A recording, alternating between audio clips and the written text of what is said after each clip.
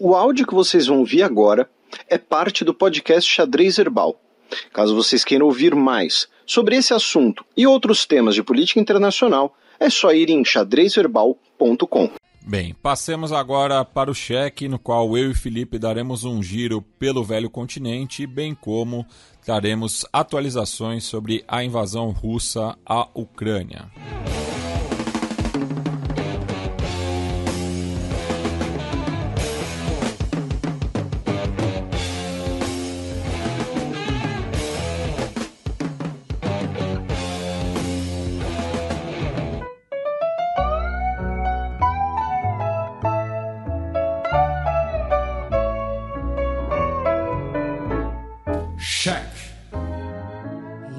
Cafillo donde estaba cuando caíste en desgracia, el que siempre acompañaba tus momentos de viudez. Vazamento revela que Macron auxiliou secretamente o lobby do Uber na França. Eu imagino que na França eles falam Uber, não falam Uber. Ou Uber. Olha, faz sentido isso que você falou, os nossos ouvintes vão saber responder. O que aconteceu? Mais um, né, desses vários leaks, né? Eu não sei porque não virou Uber Leaks, né, mas virou Uber Files. Que seria o maior Uber, seria o maior vazamento da história, né? Já que...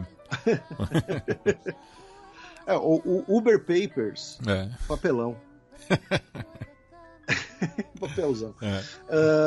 Mas são 124 mil arquivos que contém dados sobre as atividades da empresa Uber em 40 países de 2013 a 2017, que foram publicados pelo Guardian e outros 42 veículos de mídia, todos eles em parceria com o Consórcio Internacional de Jornalismo Investigativo. Os arquivos foram vazados pelo ex-executivo Mark McGahn. Cara, é muito nome de vilão de filme de ação ruim, assim, sabe? Sim. Tipo a gangue de Mark McGahn. E ele, inclusive, admite que foi parcialmente responsável pelas atividades ilegais, irregulares, criminosas, enfim, diversos adjetivos que podem ser utilizados ou especulados. Nós não estamos acusando nada nem ninguém, tá? É importante deixar claro, estamos apenas repercutindo o que está ocorrendo. Incluem e-mails, mensagens de chats internos, mensagens de WhatsApp, memorandos e em documentos internos da empresa. E quem está aí de grandão, né, envolvido nesse negócio? A gente na manchete falou do Macron porque ele foi a primeira pessoa, né, de relevância a ser implicada nesses papéis, ainda no dia 10 de julho. Tá?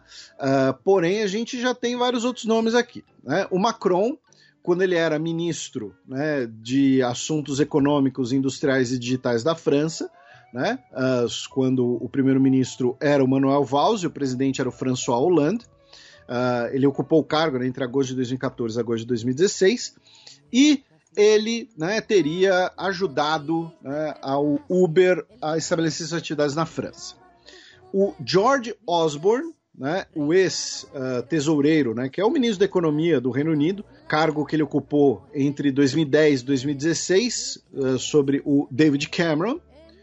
O atual primeiro-ministro, né, o atual chanceler alemão Olaf Scholz, quando ele era prefeito de Hamburgo, entre 2011 e 2018, quando ele ocupou o cargo, né, e o Sleepy Joe Biden, quando ele era vice-presidente. Esses são os nomes, né, mais parrudos aí, pensando em executivos, né, nacionais envolvidos nos Panama Papers. Outros nomes... Panama Papers não, nos Uber Papers. Foi mal. Outros nomes estão envolvidos também, porém são citados, melhor dizendo, né? Como o ex-primeiro-ministro irlandês, o Enda Kenny, o ex-primeiro-ministro de Israel, o Benjamin Netanyahu, e também a ex-vice-presidente do Conselho Europeu, a Neelie Kroes, né, que neerlandesa, ela teria ali pressionado o Mark Rutte pelas ações da empresa. Vamos lembrar uma coisa aqui. Esses papéis, esses documentos, eles falam essencialmente de lobby. E o lobby, por si só, não necessariamente configura um crime. Tá? Nós temos, inclusive, um repertório com a nossa querida Bia Hock, né, a Beatriz Falcão, em que a gente fala sobre isso. Ela que é lobista, né, e ela tem um podcast, inclusive, sobre política em Brasília, o Patada de Pantufa. Né, se você não conhece, se você quer mais um podcast sobre política, vai lá e dá uma olhada no trabalho dela, que é muito bom. Ela que é formada em ciência política. A grande discussão, né, sobre os Uber Files é, primeiro, que algumas atividades, aí sim, potencialmente criminosas da empresa, teriam sido encobertas por políticos. E segundo, o fato de que esses políticos não teriam revelado essas relações com lobistas, enfim, teria sido tudo mantido secreto, inclusive durante questões eleitorais. Né? Os documentos também mostram que o Uber, a empresa Uber, teria realizado, né, campanhas para agradar proprietários, editores de grandes veículos de comunicação, para garantir cobertura, né, mais favorável para as atividades da empresa, como o Daily Mail britânico, o Die Welt alemão e o La Repubblica italiano. Outro nome que está citado nos Uber Files, eu citei o Mark Rutte dos Países Baixos, mas ele teria sido o alvo do lobby realizado pela Neelie Kroes, né, que foi vice-presidente da Comissão Europeia. Tá? É interessante colocar isso. E eu citei o Joe Biden, meu caro Matias, mas o Joe Biden ele foi citado de maneira que talvez não seja tão preocupante para ele, assim como esse primeiro-ministro da França, o Manuel Valls, né, porque eles foram classificados como inimigos do Uber, né, nos Uber Files, da empresa Uber. O Joe Biden, inclusive, né, que ele busca, né, essa relação com os sindicatos ali da região de Delaware, ele sempre busca resgatar a figura do FDR e tal, então talvez até por isso que ele, né, tenha sido declarado um inimigo do Uber. Né? Então, são algumas das pessoas citadas, porém ainda está tudo sendo descoberto, tudo sendo averiguado. Aí eu falei, né, que o lobby, né, por si só, não é um crime. Porém, que algumas atividades potencialmente criminosas, tá, podem ter sido encobertas. E quais foram essas atividades? Principalmente 4 delas. Uma delas envolve questões fiscais. Por quê? Porque o pessoal da Uber no Reino Unido teria colocado a sede parcialmente em Amsterdã para manobrar ali o sistema fiscal britânico e também para aumentar o poder de barganha em relação ao governo britânico, porque se as empresas britânicas teriam que cumprir um determinado conjunto de regras, empresas estrangeiras têm que cumprir um outro conjunto de regras. Então, a gente vai ganhar dinheiro no Reino Unido, a gente vai lucrar no Reino Unido, mas a gente vai mandar esse dinheiro via, né, alguma manobra, algum esquema para Amsterdã, para então conseguir contornar essa questão. A segunda, o uso de uma ferramenta chamada Grey Ball, que era utilizada em regiões, cidades ou países onde as ações da Uber não eram regularizadas, e essa ferramenta do app, chamada Grey Ball, permitiria você usar uma versão falsa do aplicativo para despistar as autoridades, despistar a polícia. Terceira atividade potencialmente criminosa. O uso de kill switches, né, que é às vezes chamado de gatilho do homem morto, coisas desse tipo, né, que é aquela coisa, se, por exemplo, se se uma pessoa morrer, né? Então o Snowden às vezes já postou uns códigos lá que algumas pessoas acham que é relativo a isso, né? Que é basicamente um mecanismo em que, caso uma pessoa morra, ou caso a segurança de algum lugar seja comprometida, a segurança de escritório, alguma coisa assim, todos os dados do HD, todos os dados dos dispositivos serão apagados. E a Uber teria utilizado kill switches mais de uma vez na França, Países Baixos, Bélgica, Índia, Hungria e Romênia, quando os escritórios foram alvos de operações policiais. E curioso que você citou o Snowden, né? E o Joseph Gordon-Levitt interpretou o Snowden no cinema, mas está interpretando o Travis Kalanick, que é o CEO da Uber, numa série. Ou seja, ele está envolvido em tudo. É muito claro, eu não acredito em coincidências. Pois é. E aí o que acontece? Segundo a Uber, isso era feito para proteger a privacidade dos consumidores, proteger contra ataques hackers, e que nenhum dado era permanentemente apagado, eles estariam disponíveis para as autoridades. Porém, isso pode ser colocado como obstrução de justiça e destruição de evidências, o que são crimes, né? Coisas que são crimes. E, finalmente, um caso que aí a gente mencionou o Macron, e na França também está dando muita repercussão, já vou citar aqui um outro episódio francês, mas o que acontece? Na França, a Uber realizou, a Uber apoiou manifestações de motoristas do aplicativo contra os taxistas, sabendo, tá, previamente, ou seja, de caso pensado, que isso poderia resultar em violência, poderia resultar em briga, em depredação, tá? E aí, um executivo da Uber, o Kalanick é o que é interpretado pelo... Isso, o Travis Kalanick. Então, o Kalanick disse que a violência garante o sucesso. Meu Deus. Frase dele. Tá? Então, assim, nós temos o lobby de figuras políticas poderosas.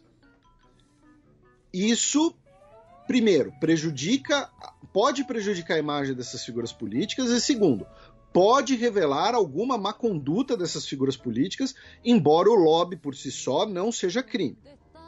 Segundo, isso pode ter possibilitado ou favorecido a empresa a encobrir práticas ilegais e criminosas, como, né, episódios de violência, como esse que a gente acabou de citar. E assim, será que essa revelação tem a ver com o timing da série? Agora que você falou isso, fiquei pensando nisso, né? Não sei. Às vezes o Mark McGann não gostou do que assistiu na série e decidiu botar a boca no trombone. Enfim, né, podemos apenas especular nesse momento. E, dentre as atividades criminosas estão evasão fiscal, enganar as autoridades com app falso, eventual destruição de provas, de evidências e incentivo à violência. No caso da França, inclusive, diversos políticos de oposição, já, especialmente dos movimentos de esquerda, né, do França Submissa, do Partido Comunista, já pediram, né, para um inquérito parlamentar, né, uma boa e velha CPI, sobre quais seriam os laços do Macron com a Uber, quais seriam quão profundos seriam esses laços.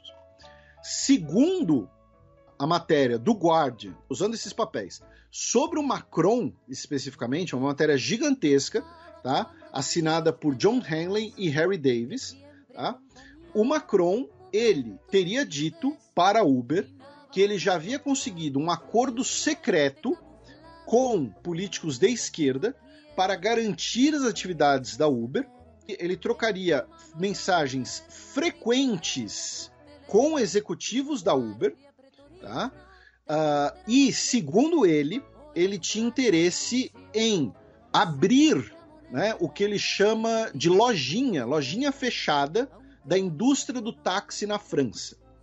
Então, assim, segundo as informações do Guardian, o Macron estaria até o pescoço tá?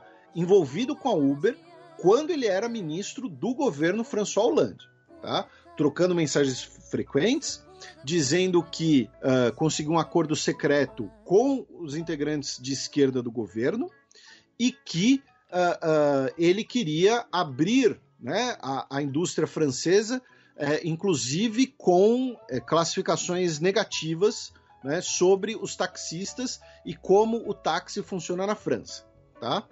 E na França nós tivemos diversos protestos, tivemos quebra-quebra, enfim, claro, né, na França isso é rotina, né? Mas envolvendo a questão dos taxistas com a questão do Uber, tá? Então, assim, é óbvio que isso daqui a gente tá resumindo bastante. Imagina os taxistas franceses, o que eles fariam com carros da Uber. Não, eu quero saber o que eles vão fazer com o carro do Macron agora. E carros da Uber, desculpa, né? A Uber não tem carros. Isso. Mas vocês entenderam, né? Inclusive um abraço para todos os nossos ouvintes que são motoristas de aplicativo, que são vários, né? E são trabalhadores, assim, não são colaboradores.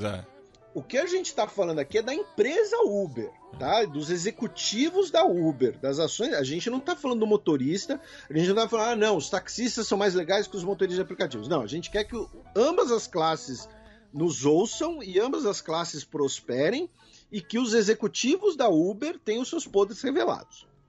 Tá? São coisas diferentes. E o Macron também. Então, assim, novamente, tudo isso é um grande resumo das atividades, né? No caso do Macron, quando ele era ministro, tá? De 2014 a 2016, né? São vários veículos de imprensa, né, averiguando isso.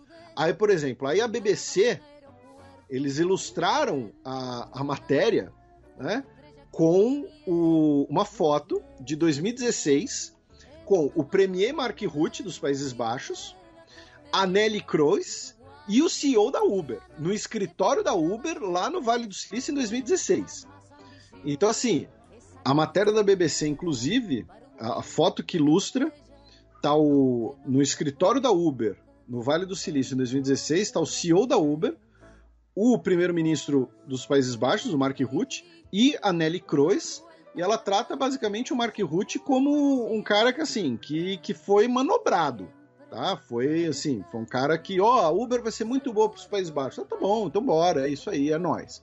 Né? E eu não sei o que a lobista levou, né? Eu não vi muitas informações, inclusive, sobre grana, sobre pagamento. Então, assim, o Macron ganhou dinheiro para fazer isso? Não sei, até agora não foi revelado. Mas vamos repetir, são muitos arquivos que estão sendo né, debulhados, estão sendo analisados e vão ser publicados aos poucos. Então, certamente vai ter coisa interessante, né, para a gente ver nas próximas semanas.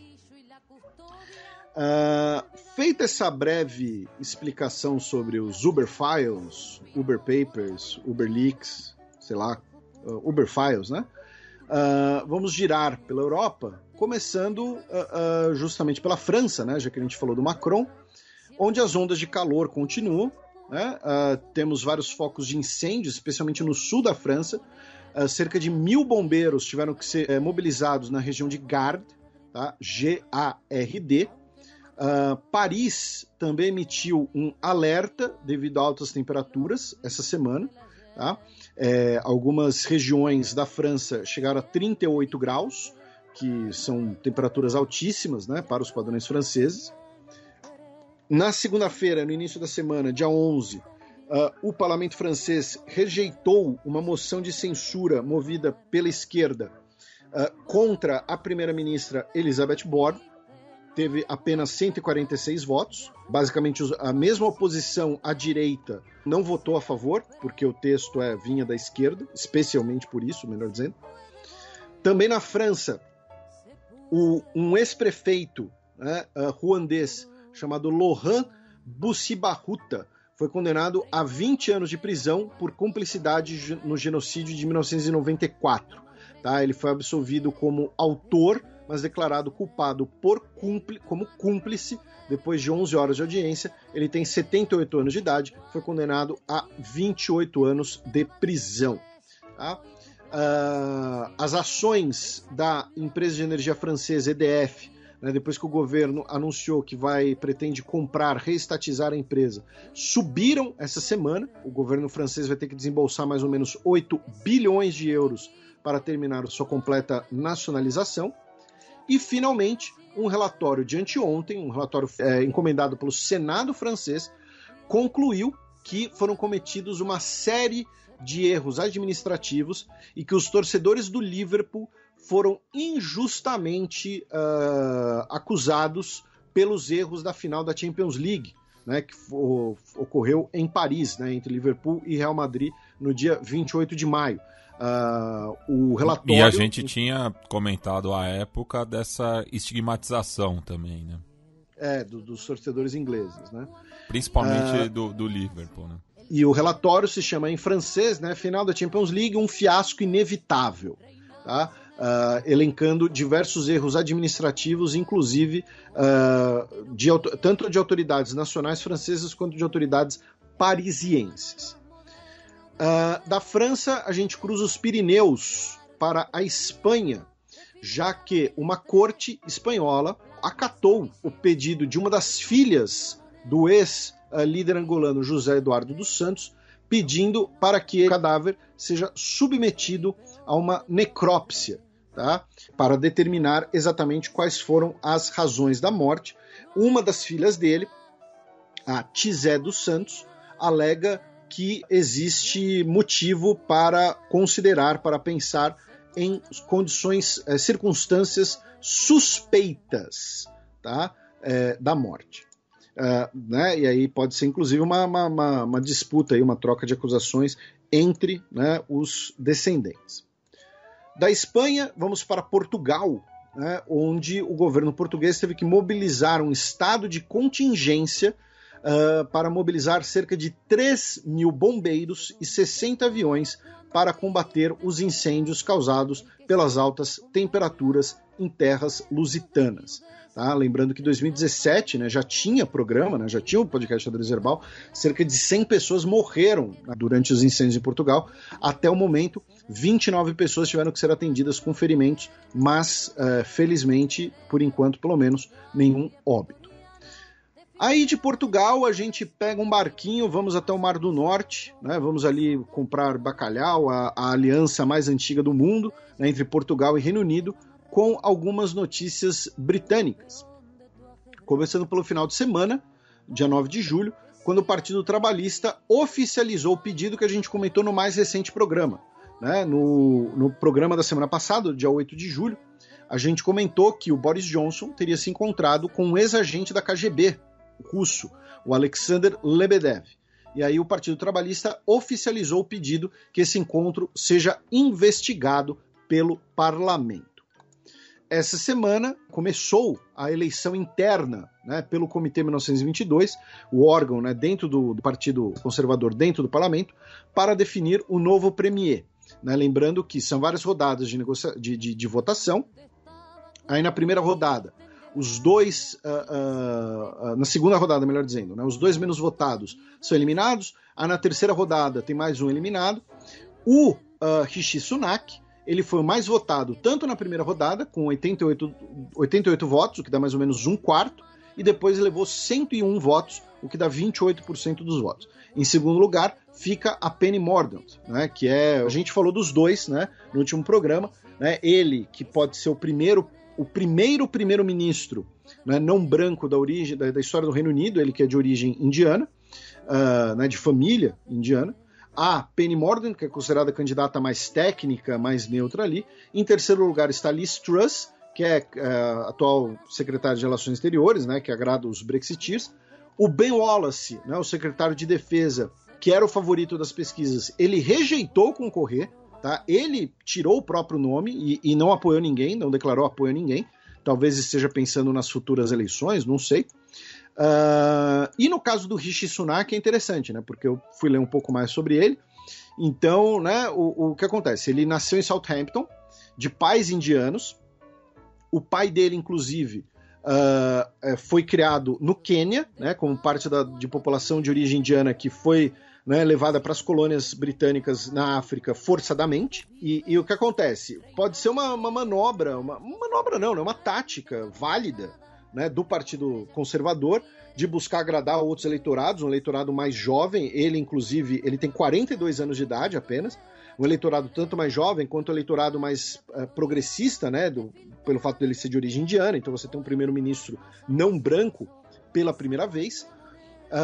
E, ao mesmo tempo, ele agrada os conservadores, porque ele é um cara que fez uma carreira no sistema bancário, ele tem centenas de milhões de libras na conta dele, tá? De ter sido um executivo e tudo mais, e ele já se declarou várias vezes um admirador de Margaret Thatcher. Tá? Eu não imagino que deve ser muito comum indianos fãs da Margaret Thatcher, mas tudo bem. Então ele acaba, digamos assim, agradando diversos setores. Então, do ponto de vista eleitoral, é uma jogada que faz todo sentido.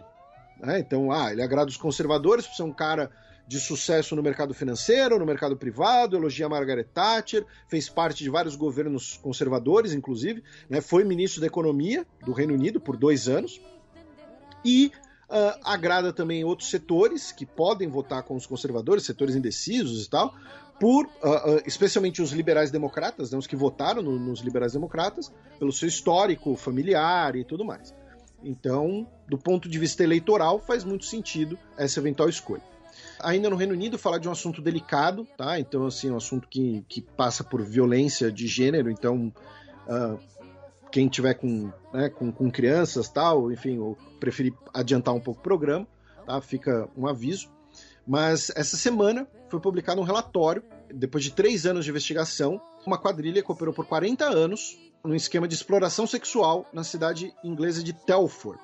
Originalmente, um grupo de homens foi preso, né, por ter explorado sexualmente de meninas entre 2007 e 2009, porém, depois de mais investigações, chegou-se à conclusão de que foi um esquema que durou 40 anos, equivalente à prostituição infantil, que envolveu cerca de 200 criminosos no total, desde pessoas responsáveis por aliciamento, por tráfico e, entre aspas, né, muitas aspas aqui, clientes, e abusou de cerca de 1.000 meninas.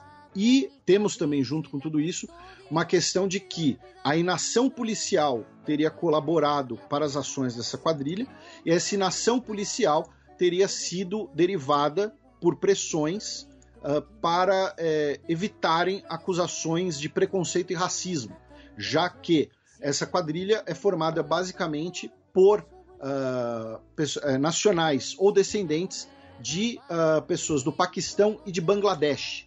Então, repito, é um relatório de 3 anos de investigação, foi publicado essa semana.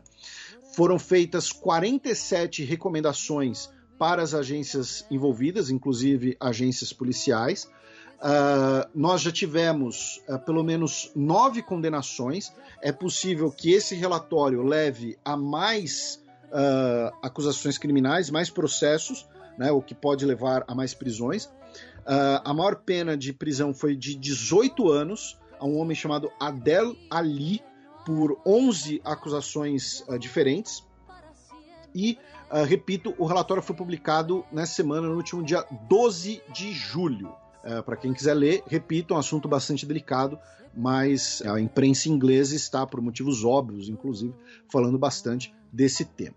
Ainda no Reino Unido, e também falando em tráfico infantil, porém agora, né, antes a gente falou de tráfico de meninas para exploração sexual. Agora, no caso, essa semana foi uma entrevista do Mo Farah, né, o Mohamed Farah, né, que é 4 vezes campeão olímpico. Ele revelou que esse não é o nome de nascença dele. O nome verdadeiro dele, o nome de batismo dele é Hussein Abdi Karim. Ele nasceu no Djibouti e com 4 anos de idade ele foi traficado para o Reino Unido e forçado a trabalhar como empregado doméstico quando criança. Tá? Ele disse que durante muito tempo ele tentou bloquear isso em sua mente, ele tentou omitir isso e ele decidiu, né, nesse momento, abrir sobre isso e falar sobre isso até porque ele está tentando trazer a sua família original para o Reino Unido. Inclusive, é um documentário sobre ele que está sendo feito. Foi uma entrevista bastante emotiva, inclusive. E a Scotland Yard, né, que é como se fosse a Polícia Federal Britânica, né? Lembrando, o Reino Unido não é uma federação, estou fazendo uma analogia, é como se fosse o FBI do Reino Unido, a Polícia Federal do Reino Unido, abriu um inquérito sobre essa acusação, né, de tráfico infantil. Ele nasceu no Djibouti, mas na época ainda era a República Democrática Somália, né? Muito bem lembrado, tinha esquecido esse complemento. Também em relação ao Reino Unido, outras duas notícias, uma investigação da BBC mostrou que pelo menos 54 afegãos foram mortos de maneira irregular, de maneira ilegal, por forças especiais britânicas entre 2010 e 2011, na região de Helmand, tá? Durante um período de 6 anos em que uma unidade de elite das Forças Armadas Britânicas esteve no Afeganistão.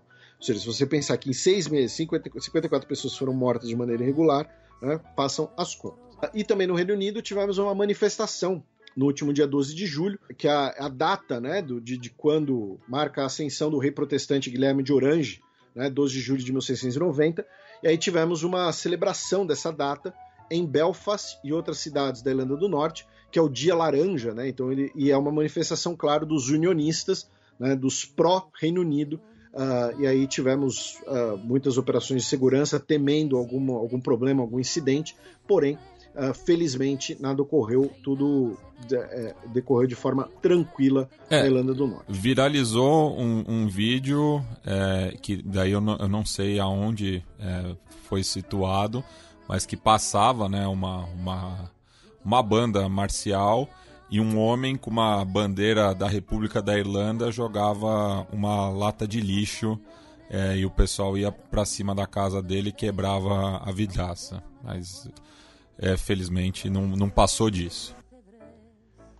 Do Reino Unido, vamos para a Alemanha, com 3 notícias. Uma delas é que a polícia alemã está investigando uma acusação de que 9 mulheres teriam sido drogadas com uma espécie de Boa Noite Cinderela, alguma substância, numa festa do Partido Social Democrata, o SPD, o partido que governa a Alemanha. Foi realizada uma festa algumas semanas atrás, envolvendo inclusive a ala jovem do partido, e pelo menos 9 ocasiões dessas teriam ocorrido na festa. Agora a polícia alemã vai investigar. Tivemos, há um tempo atrás, a gente até comentou aqui no programa, né, as eleições no estado de Schleswig-Holstein, né, no norte da Alemanha, bem na fronteira com a Dinamarca, os antigos ducados dinamarqueses, né? E agora tivemos o anúncio da formação de governo. Será uma coalizão entre a CDU, os cristãos democratas, né, o Partido Conservador Tradicional Alemão, e os Verdes. Tá? Então, os Verdes em mais um governo estadual. E além do anúncio da coalizão, tivemos o anúncio do gabinete estadual, e teremos a primeira mulher negra num gabinete estadual na história alemã. Tá? A Aminata Touré, que nasceu na Alemanha em 1993, filha de um casal de malineses que chegou na Alemanha em 1992, e ela será ministra de Assuntos Sociais do estado de Schleswig-Holstein. Ela que tem, né, 29 anos de idade, né, antes, caso alguém não tenha feito as contas. Então, né, um marco, né, e de novo, com 29 anos vai ser secretária do Estado, né, o que aqui no Brasil seria secretário do Estado, né, lá é ministro do governo estadual. Já no lado negativo, né, mostrando que ainda tem pessoas, né, com... A gente acabou de dar um exemplo positivo dessa integração de pessoas, de riqueza cultural, mas hoje um ex-soldado alemão chamado Franco Albrecht se declarou culpado de planejar um atentado contra lideranças políticas alemãs, posando como um refugiado sírio. Ou seja, ele queria fazer um atentado para culpar os refugiados pelo atentado, né? Ele que é um policial alemão, e um soldado alemão, melhor dizendo, ligado a grupos de extrema-direita, e ele disse que os políticos são culpados pela desintegração da sociedade alemã. Pois é, né? Vou dizer o quê? Da Alemanha, nós vamos para a Itália, cruzamos ali o Ladeirão, onde o governo italiano atualmente é o governo de Schrödinger. Por quê? A gente já está meio de saco cheio, né, de algumas crises governamentais, né? Então a gente sempre brinca aqui, né, que o programa tem 7 anos, mas tem 5 eleições em Israel, 4 eleições na Espanha, 4 eleições na Itália, não sei quantas eleições na Bulgária, né? Então assim, tem alguns lugares que são uma fonte constante de eleições e crises políticas. E o Mário Draghi, premier, né, o primeiro-ministro da Itália, ele apresentou a sua renúncia ao presidente da Itália, né, o presidente Mattarella. Por quê? Porque o movimento 5 Estrelas, né, o movimento populista, né, de antipolítica da Itália, liderado atualmente pelo Giuseppe Conte, disse que não votaria, né, a favor do governo no Senado. Caso ele, né, caso o 5 Estrelas não vote com o governo no pacote de auxílios sociais no valor de 17 bilhões de euros, o parlamento é dissolvido e nós teremos novas eleições. A gente já explicou isso aqui algumas vezes, né? Por que a Itália sofre muito com essa instabilidade? Mais do que os outros. A gente brinca com esses outros, mas a Itália é sem dúvida nenhuma o país da Europa Ocidental, o país do dito Ocidente, né, que mais sofre com instabilidade de governo. Por quê? Por 2 motivos principais, né? Primeiro, um desequilíbrio muito grande de forças políticas entre as regiões italianas, consequência da unificação italiana que foi feita basicamente pela força das armas, centralizando o poder no norte, né? Isso resulta num Senado, por exemplo, completamente esdrúxulo na Itália. A gente já falou isso aqui, o Senado italiano é esdrúxulo. Tá?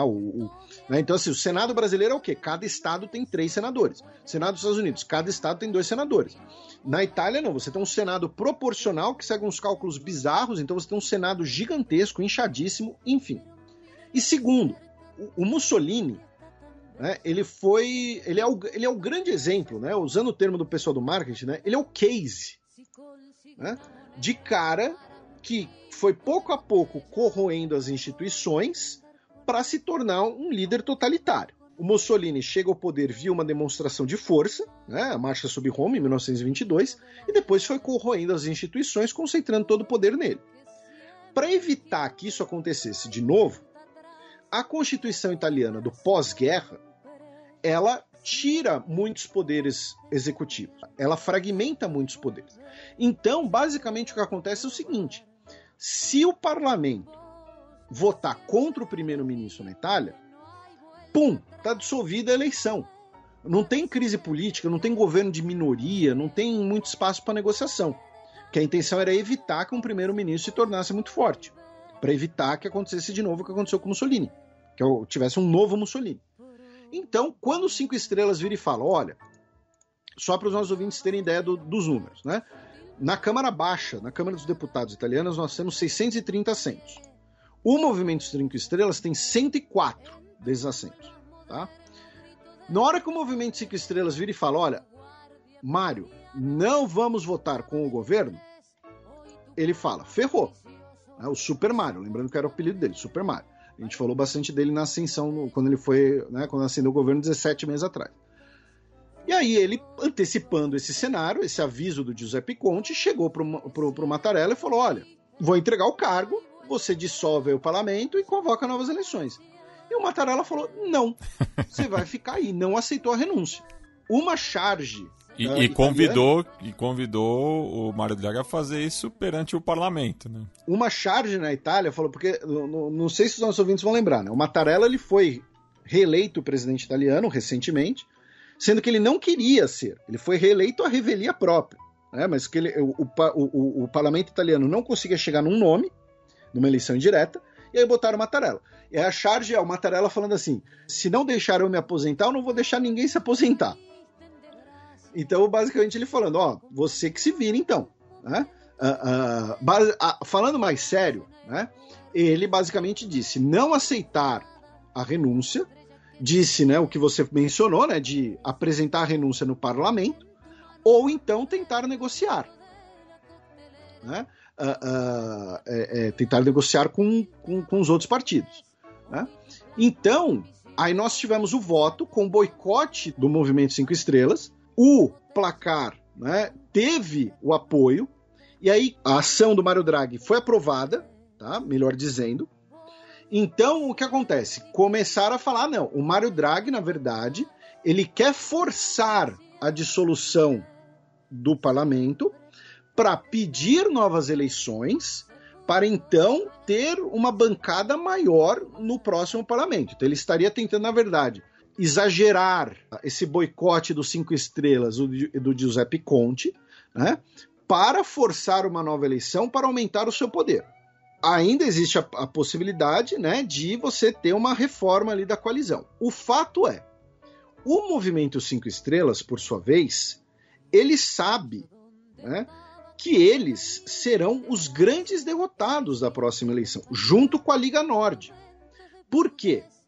Porque eles foram os grandes vencedores, né, das eleições que ocorreram ali em 2017 e 2018, e não entregaram o que a população esperava. No caso da Liga Nord, né, o Matteo Salvini, ele foi, entre aspas, passado para trás, porque a Liga Nord é a maior bancada do parlamento, mas perdeu boa parte da sua força, perdeu boa parte do seu poder, e especialmente o Movimento 5 Estrelas, que foi eleito num discurso antipolítica tradicional, e chegou no poder, eles tiveram que fazer o quê? Tiveram que se render, tiveram que fazer acordo.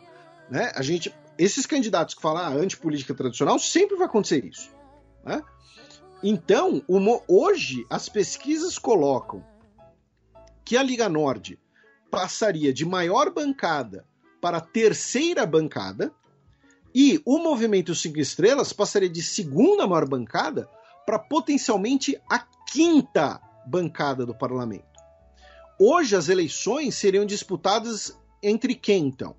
À direita, o Fratelli d'Italia, os Irmãos da Itália, que é um movimento de direita formado, inclusive, por elementos neofascistas em 2012, mas que depois veio dando uma maneirada, entre aspas, no seu discurso, especialmente depois da entrada de um tal de Silvio Berlusconi. Tá? Então, assim, é basicamente o Silvio Berlusconi, que é a figura que monopolizou a política italiana aí por basicamente 20 anos, contra o Partido Democrático, que é o Partido Social-Democrata italiano histórico, né, que foi fundado recentemente, mas que, na verdade, ele é a fusão ali, ele é uma herança do movimento social-democrata do pós-Segunda Guerra. Tá? Então, assim, as eleições italianas hoje, segundo as pesquisas, serão disputadas entre o movimento mais tradicional que tem à direita e o principal partido que tem de centro-esquerda. Com esses grupos, né, de antipolítica tradicional ficando para trás. Hoje, muito provavelmente, uma eleição italiana significaria uma vitória da direita, com o Fratelli d'Italia em primeiro lugar e a Liga Nord como a sua linha auxiliar e o Forza Itália também como possível força auxiliar. Né? Possível força auxiliar. Então, você vai dizer o quê nesse cenário? O Movimento 5 Estrelas, no caso. Eles querem forçar uma nova eleição, mas eles vão perder poder, eles vão perder influência, eles sabem disso. Então parece que está todo mundo desesperado por uma nova eleição, achando que vai aumentar o seu poder, mas não sei se estão dando uma olhada direito nas pesquisas. Né? E no final das contas vai continuar um parlamento extremamente fragmentado, porque, repito, as regras italianas políticas que são esdrúxulas. Aproveitando que estamos ali na Península Itálica, a gente passa ali pela cidade do Vaticano, a capital da Santa Sé, já que o Papa Francisco nomeou 3 mulheres, né, para o comitê que o aconselha na escolha dos bispos. Né? Serão as primeiras mulheres a servirem nessa capacitação. Uma delas é uma freira, a freira francesa Yvonne Hungoat, e 2 leigas. Então, temos aí essa novidade em relação à Igreja Católica. A gente cruza o Adriático, vamos para a Bósnia. A Bósnia que tem, sim, uma pequena fatia de litoral. Tá? Parece que a Croácia, né? A Croácia não deixa a Bósnia nadar, mas a Bósnia tem, sim, uma pequena fatia de litoral, onde né, tivemos cerimônias para lembrar o massacre de Srebrenica, e a delegação holandesa, né, delegação neerlandesa presente, via ministra da Defesa Kaja Ollongren, ofereceu as profundas desculpas né, pelo papel das forças neerlandesas no massacre de Srebrenica. Da Bósnia, vamos para a Polônia, com também duas notícias, né, ligadas a massacres históricos. Uma delas foi que tivemos o governo, tanto com o presidente Andrzej Duda quanto o primeiro-ministro Morawiecki, rememorando, né, um aniversário de um massacre de poloneses por ucranianos, né, durante a Segunda Guerra Mundial, tá, durante o dia da memória das vítimas do genocídio. E isso é importante de citar, é interessante de citar, porque veio com o pedido, né, de que o governo ucraniano reconheça as ações violentas de limpeza étnica, né, de poloneses durante a guerra, e que deixem que essa verdade sirva de fundação para as novas relações entre nossas nações e sociedades. E aí vem algo que a gente já explicou, já mencionou aqui no programa, que é: hoje, o governo da Ucrânia e o governo da Polônia são próximos por conta de ambos serem anti-Rússia? Sim. Os nacionalistas românticos do século XIX, né, tinham inclusive aquela expressão de que para uma Polônia livre é necessária uma Ucrânia livre, né, e vice-versa, porque eles têm o mesmo inimigo em comum. Mas os nacionalistas do século XX, os nacionalistas atuais, os movimentos neofascistas desses dois países, não veem um ao outro com bons olhos, porque eles disputam o que seria, digamos assim, a grande Polônia e a grande Ucrânia, né, incluem territórios que um reivindica do outro. Tem zonas de intersecção, né, que nem os Balcãs. Exatamente, tem zonas de intersecção. Você lembrou do conceito matemático, né? Você que é muito mais inteligente do que eu. Então, eu nem lembrava que existia intersecção, diagrama de Venn, essas coisas. Então, assim, os nacionalistas ucranianos acusam os poloneses de serem invasores, de terem massacrado ucranianos, e os nacionalistas poloneses fazem a mesma coisa. Durante a Segunda Guerra Mundial, nós tivemos colaboracionistas ucranianos contra poloneses e colaboracionistas poloneses contra ucranianos, inclusive. Tá? Então, isso é interessante de citar porque, né, a própria frase do presidente fala: olha, reconheçam esse massacre e deixem isso ser a base de uma nova relação. E os nacionalistas ucranianos não vão reconhecer esse massacre. Não estou dizendo que é o caso do Zelensky, né, mas grupos nacionalistas ucranianos não vão ser a favor disso. E a outra notícia foi que também na Polônia, tá, ao norte de Varsóvia, no antigo campo de perto do antigo campo de concentração nazista de Soldau, foram encontrados cinzas humanas que equivalem a mais ou menos a 8.000 pessoas. Tá? Essas cinzas estavam enterradas numa floresta perto, né, de onde era esse campo. Cruzamos o Báltico, vamos para a Suécia rapidamente, onde uma corte sueca condenou à prisão perpétua o iraniano Namid Nuri por ter sido responsável por crimes de guerra em 1988. Tá? Antes da gente ir para as notícias da guerra na Ucrânia, passar por duas notícias europeias, duas notícias da União Europeia. Uma delas é que, pela primeira vez, o euro está valendo menos que o dólar. Tá? O valor do euro caiu, né, a menos de $1. E muitas razões para isso, especialmente a inflação e subida de preços dentro da zona do euro. E a segunda é que a Corte Europeia de Justiça, né, que é o STF da União Europeia, já que a gente está fazendo analogias, né, ordenou que empresas dinamarquesas parem de comercializar queijo, que são classificados no rótulo como queijo feta, e se continuarem, terão que pagar indenizações, tá, para a Grécia. Por quê? Porque o queijo feta, né, a denominação queijo feta, é um patrimônio grego há 20 anos dentro da Europa, e as autoridades gregas entraram na Corte Europeia de Justiça afirmando que as empresas dinamarquesas estavam fazendo pirataria ao venderem um queijo, né, parecido, né, com o queijo feta, usando, né, leite de cabra e tal, porém não é queijo feta, porque queijo feta é grego. né? Aquela coisa de champanhe versus espumante. Né? Então, agora a Corte Europeia de Justiça deu ganho à Grécia na guerra do queijo. E a Dinamarca também não pode exportar o seu queijo, entre aspas, pirata. Aí, do meu caro Matias, a gente sai das notícias civis europeias, né, e vamos para o nosso tradicional giro pelas notícias da guerra, né, começando pelo fronte e depois as outras notícias relacionadas à guerra.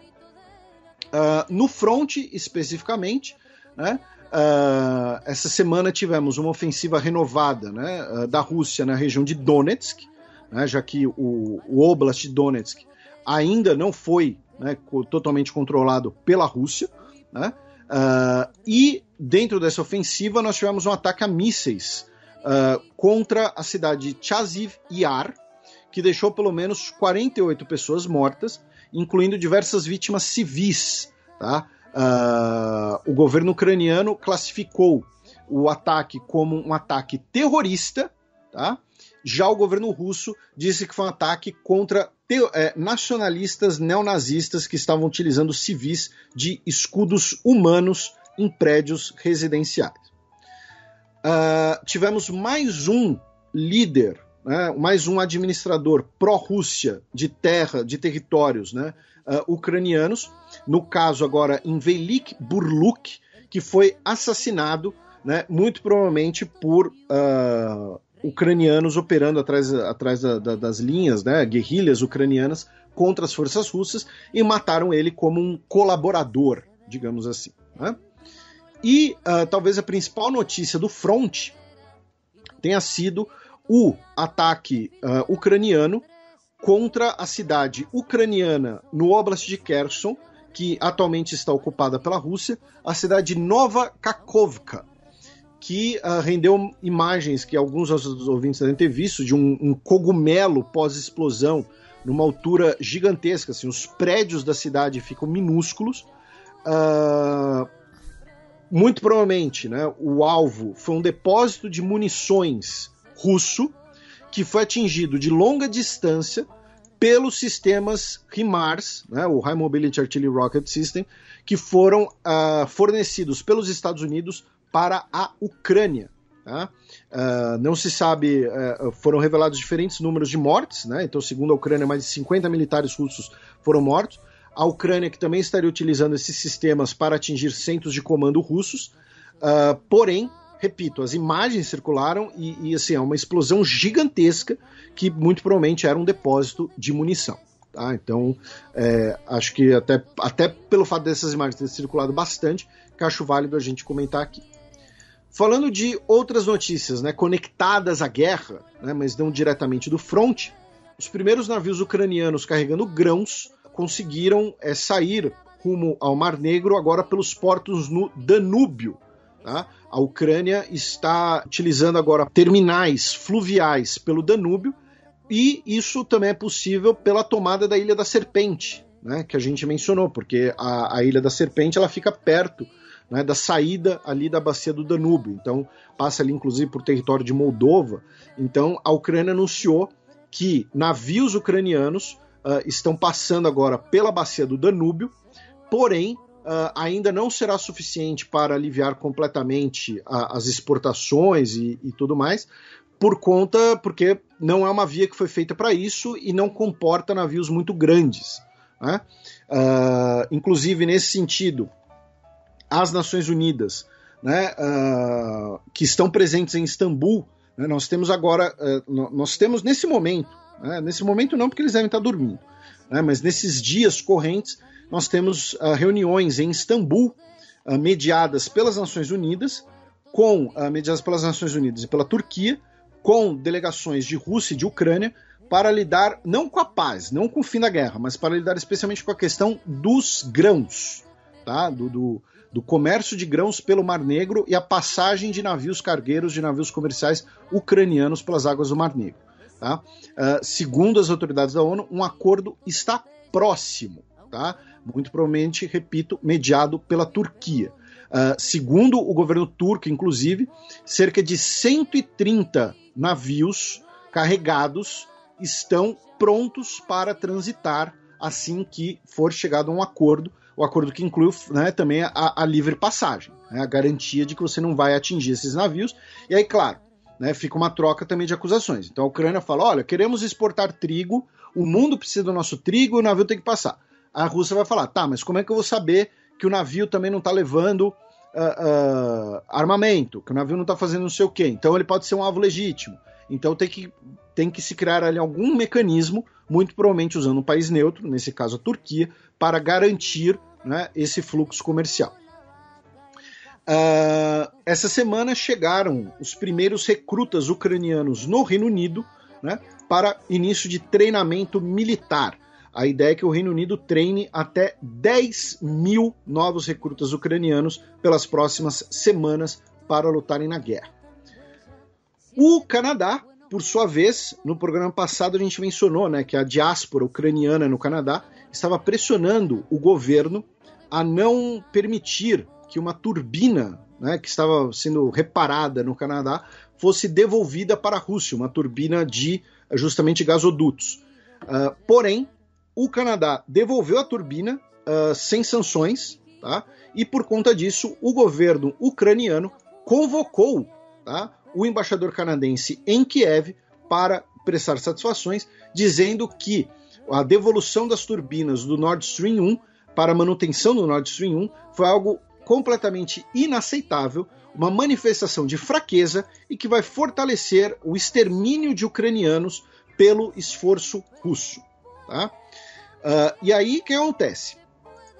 Junto com essa manutenção, nós teremos a suspensão parcial das operações do Nord Stream 1, ou seja, né, o fluxo de gás para a Europa vai diminuir ainda mais. Então isso pode ter, né, impactos também.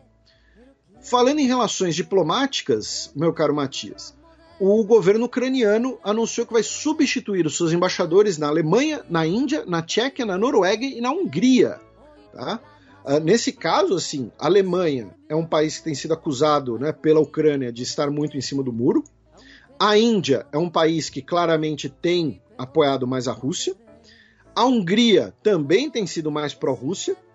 A Tchequia tem participado dos esforços pró-Ucrânia, mas não o suficiente, segundo a Ucrânia. E a Noruega tem mantido uma espécie de neutralidade. Então, muito provavelmente é mandar novos embaixadores, talvez pensando que os embaixadores atuais, né, tenham sido cooptados pela Rússia, ou sejam pró-Rússia, não são mais, né, não tem mais a confiança do Zelensky. Né? O Zelensky que, inclusive, ou ele está tomando whey, ou ele está usando de propósito umas camisetas, uns números menores, porque eu tenho a impressão que as imagens dele nessa última semana tá mais assim, mais bombadinho, né? Mais tipo, né, mais forte, não sei. Né? Claro, isso também é uma questão de imagem, de propaganda de guerra, né? Então acho que ele está usando umas camisas menores. Aí uma outra, a gente falou muito de Oriente Médio nesse programa, uma outra notícia envolvendo o Oriente Médio, que é o seguinte, foi anunciado que semana que vem o Putin vai visitar o Irã. Oficialmente, ele vai se encontrar com o Raisi, o presidente iraniano, e o Erdogan, presidente turco, para falar sobre a Síria. A gente vai falar mais da Síria no próximo giro de notícias. Porém, todavia, entretanto, é claro que eles também vão falar da guerra na Ucrânia, vão falar da questão do trânsito ali pelo Mar Negro, e é possível, né, uma maior cooperação entre Irã e Rússia na matéria de drones. O que acontece? O Jake Sullivan, o secretário, né, de Segurança Nacional do Joe Biden, disse que o Irã vai fornecer centenas de drones para a Rússia. Com todo respeito ao senhor Jake Sullivan, o Irã, primeiro, não tem essa quantidade de drones. Segundo, o Irã não pode abrir mão dessa capacidade. O que acontece? Não sei se ele falou errado de propósito, se ele se confundiu. Claro que ele tem acesso a relatórios muito melhores, muito mais detalhados do que os materiais que eu vou ter acesso. Isso é óbvio. O fato é, o Irã ele tem apostado muito em drones nos últimos anos, mais do que a Rússia, inclusive. A Rússia, comparativamente falando, ela está um pouco atrasada em questão de drones. Por quê? Porque países precisam delimitar prioridades. Então a Rússia ela foi pioneira no míssil hipersônico, a Rússia ela está na vanguarda, por exemplo, de tecnologias de submarino, porém, em alguns outros temas ela está um pouco atrás. E o caso dos drones, esse é um deles. A Rússia pouco tem drones, e o projeto principal de drone militar da Rússia, ele está indo em fases de protótipo. Países que priorizaram drones são normalmente o quê? E a gente falou isso quando a gente falou da guerra entre Armênia e Azerbaijão. São essas potências intermediárias, como Turquia, Azerbaijão, Irã, Israel também. Por quê? Porque a Turquia ela não vai desenvolver um míssil hipersônico que nem a Rússia. A Turquia não vai desenvolver um submarino nuclear de extrema capacidade que nem a Rússia, né? Mas ela precisa ter uma capacidade de dissuasão. Então, uma ótima relação custo-benefício são os drones. Então, esses países, curiosamente, junto com os Estados Unidos, é claro, que estão na vanguarda dos drones hoje. E também a China, né? A China também tem apostado bastante em drones nos últimos anos. Então, o fato é, a Rússia está atrás dos drones no Irã, porque para o Irã é uma relação custo-benefício muito mais adequada você desenvolver drones. E o Irã pouco consegue desenvolver uma indústria militar própria por causa das sanções. Então, drones são algo que eles conseguem desenvolver. Segundo, o Irã teve acesso, inclusive capturando um drone dos Estados Unidos, um drone moderno nos Estados Unidos, teve acesso a diversas tecnologias dos Estados Unidos de drones, especialmente por causa do Afeganistão. Então, o Irã tem sim uma indústria de drones hoje avançada. O que muito provavelmente vai acontecer é uma cooperação técnica. Não é o fornecimento de drones próprios. É o fornecimento de projetos ou até mesmo a construção de uma fábrica no Tajiquistão, isso está sendo especulado, uma fábrica conjunta russo-iraniana de drones para operação. Mas não é, o Irã virar e falar, tenho 200 drones aqui na garagem, estou sem nada para fazer, não preciso deles, então tô aqui, Rússia, pode usar eles na Ucrânia. Não, isso é loucura. Tá? Agora, o fato é, a Rússia, desenvolveu o Topol-M, né, o seu novo míssil balístico, apelidado de Satan II, né, no codinome da OTAN e tal.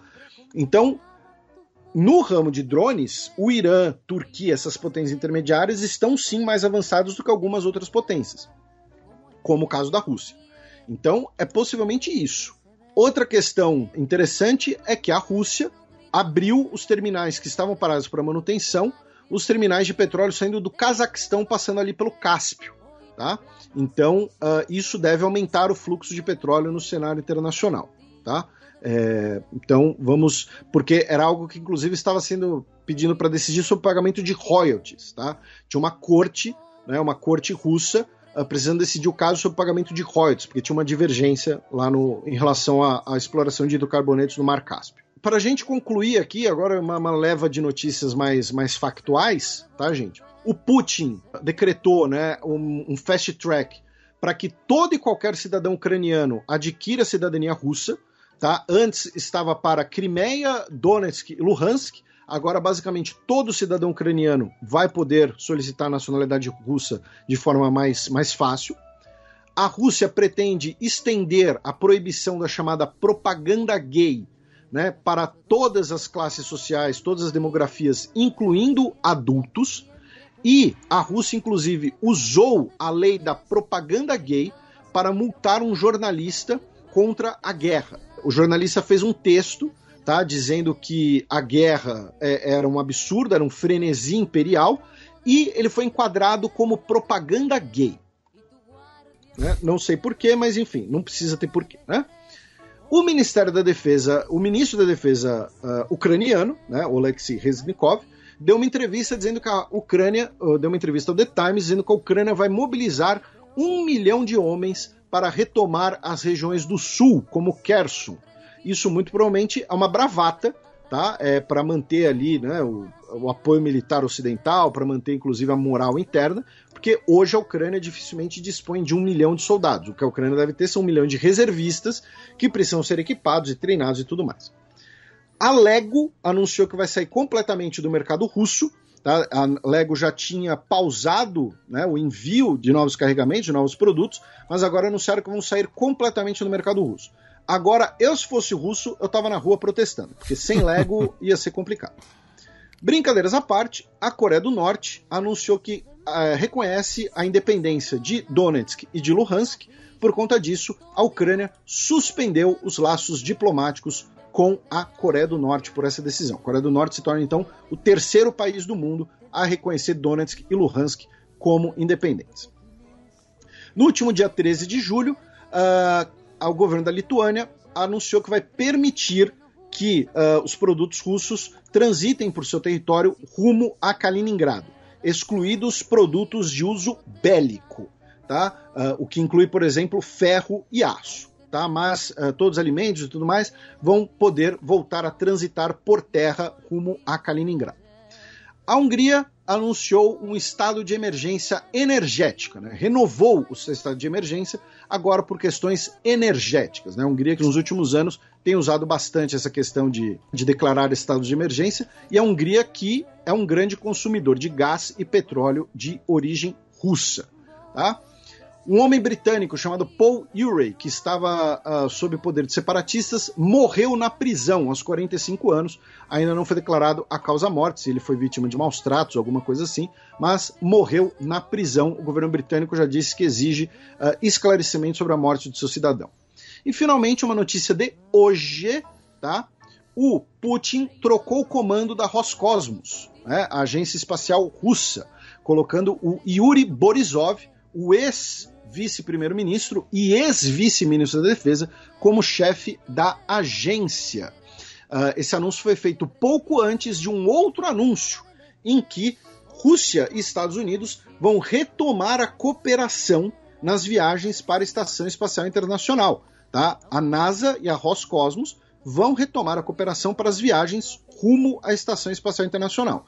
Então, não sei se a troca de comando está diretamente alinhada a isso, né, mas já foi anunciado que no dia 21 de setembro, o astronauta Frank Rubio vai subir a bordo de uma Soyuz para a Estação Espacial, com 2 cosmonautas russos, e depois a Rússia, Anna Kikina, vai fazer parte da Crew 5 da SpaceX rumo à Estação Espacial Internacional.